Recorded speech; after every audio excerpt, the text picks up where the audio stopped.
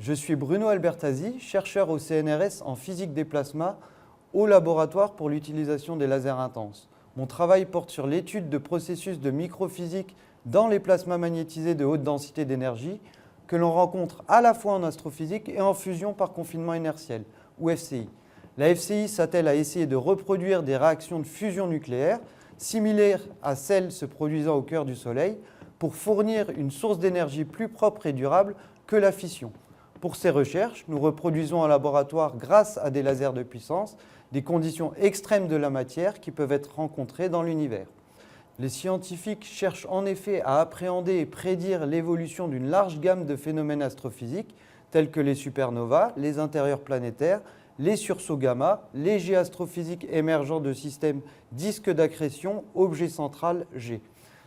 Dans la plupart des cas, les observations astronomiques permettent à elles seules de contraindre ainsi que de confronter les théories existantes et d'en améliorer les prédictions.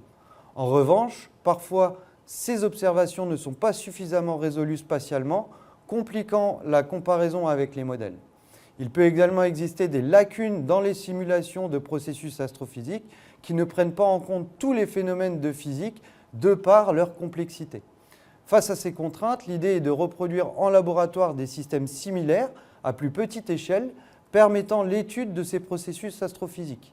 Il existe de nombreux exemples qui peuvent être abordés expérimentalement grâce à cette méthode, notamment les phénomènes de choc intense, de choc et d'écoulement radiatif, de jets de plasma photoionisé ou relativiste. Cela peut notamment permettre de mieux comprendre la structuration du milieu interstellaire et donc d'interpréter les observations astronomiques, la formation stellaire ou encore de mettre en lumière différents phénomènes tels que les mécanismes d'accélération de particules responsables du spectre de rayons cosmiques. Mes recherches s'inscrivent dans ce cadre. Nous nous intéressons particulièrement à l'interaction d'un rémanent de supernova avec son environnement, un nuage de gaz moléculaire, un champ magnétique ou un autre rémanent. Nous avons par exemple montré qu'un phénomène de déclenchement de formation d'étoiles est possible lorsqu'un supernova interagit avec un nuage moléculaire à l'équilibre idéostatique et peut influencer le taux de formation stellaire dans une galaxie. Pour ce faire, nous avons utilisé un laser de puissance, le Lully 2000, en le focalisant en un point d'espace très petit et sur des temps très courts dans une chambre remplie de gaz. On produit ainsi une onde de souffle qui possède des similarités avec la propagation d'un rémanent de supernova dans le milieu interstellaire.